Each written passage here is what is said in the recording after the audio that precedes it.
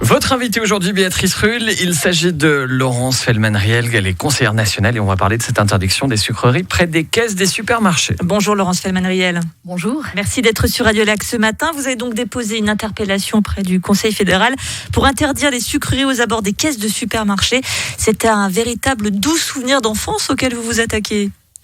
Alors écoutez, à l'époque de mon enfance, il n'y avait pas encore beaucoup de supermarchés. Donc j'y avais accès, mais différemment.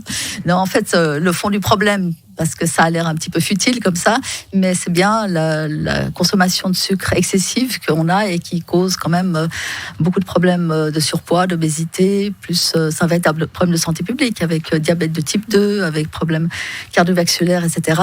Donc c'est vrai que si on pouvait diminuer l'incitation à acheter des produits trop sucrés, eh bien ça serait une bonne chose, mais on peut le faire par incitation justement, et pour ça il faudrait la collaboration quand même de l'industrie, et c'est la raison pour laquelle j'avais déposé cette interpellation. Quelle réponse de l'industrie vous avez eue là? Alors sur cette question-là, une écoute ou une fin de non-recevoir? Alors je pense que je ne sais pas à vrai dire, mais en général dès qu'il y a ce type de propositions qui sont faites, l'industrie réagit régulièrement, et notamment il y a un lobby très fort qui s'appelle les boissons rafraîchissantes, parce que vous savez aussi que parmi les produits qui sont fortement sucrés, qu'on consomme beaucoup, ce sont les sodas. Et là, il y a un très fort lobby. Et donc, ils nous font une newsletter régulièrement. Et comme par hasard, on a une, pas très longtemps, où on nous dit que de toute façon, la population suisse ne souhaite pas être sous tutelle, elle décide comme elle veut, c'est la responsabilité individuelle et tout va bien. Voilà.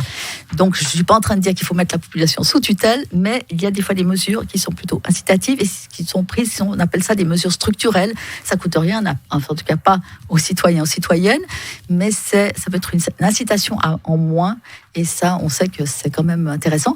D'autres l'en font, c'était un peu l'exemple de la ville de Berkeley qui a introduit ça, mais c'était une mesure contraignante, alors que là, c'est une proposition, et le Conseil fédéral s'est montré favorable à cette idée, mais avec une prudence dessus, en disant que de toute façon, que l'industrie s'était déjà engagée pour diminuer un petit peu le sucre dans certains produits, dont les yogourts et les céréales des petits déjeuners, et qu'elle ne serait certainement pas prête comme ça à avoir des critères encore un peu plus restrictifs. Vous évoquiez le problème de santé publique, il est bien réel. J'ai lu à 2 fois ce taux parce que j'étais extrêmement surprise. 42% de la population est actuellement surpoids, obèse en Suisse. 42%, quasiment une personne sur 2. Mais c'est énorme, sans faire de jeu de mots. Oui, ça a augmenté. Alors, c'est bien sûr que c'est pas que les produits sucrés. Il peut y avoir aussi on mange un peu trop gras. Il y a une certaine sédentarité, mais c'est vrai que le sucre est, pour une bonne part, et maintenant toutes les études montrent clairement qu'il y a un lien entre l'excès de sucre et ce surpoids et cette obésité. Et puis évidemment, ça se retrouve aussi plus dans certains quartiers. Il y a aussi une étude qui a été faite par le Bus Santé et qui montre qu'il y a en fait des clusters où en fait on consomme beaucoup plus de soda très sucré. Pour faire simple, plus on est pauvre, plus on mange sucré. C'est un peu ça, voilà, c'est exactement. Et Lausanne est en train de faire aussi une étude un peu semblable. Ce serait intéressant de croiser un peu ces données et de comprendre un peu mieux pourquoi c'est dans ces quartiers-là que, bien sûr, ce sont des produits qui sont en général assez bon marché, mais qui sont malheureusement assez nuisibles si on en consomme des grandes quantités. Alors, le Conseil fédéral établit sur son plan d'action baptisé Stratégie suisse de nutrition 2017-2024, avec notamment un système d'affichage type Nutri-Score. C'est vrai que c'est quelque chose d'assez intéressant. On en discutait hors antenne. Par exemple, quand vous achetez du pain de mie, on ne pense pas forcément qu'il y a du sucre, et ça peut nous apparaître à travers ce système d'affichage ABCD, D étant un produit pas très bon pour notre santé.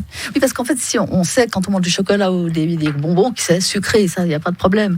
Après, c'est nous qui décidons si on en mange plus ou moins. Par contre, de savoir qu'il y a du sucre dans les cornichons, qu'il y en a dans les pains, dans les sushis, dans les jambons, etc., ce sont des sucres cachés qui vont s'accumuler au cours de la journée et donc augmenter le nombre de grammes de sucre qu'on consomme quotidiennement. Et c'est ça aussi un peu le problème. Puis juste à noter que le Nutri-Score, c'est une excellente mesure, mais elle n'est absolument pas contraignante, et c'est ceux qui veulent bien l'introduire qui le font. Alors, et ça, de nouveau, c'est au rythme de l'industrie, quand elle veut, où elle veut. On est parti pendant très longtemps en chasse contre le gras, c'était la croisade contre le gras, en disant que ça c'est extrêmement mauvais.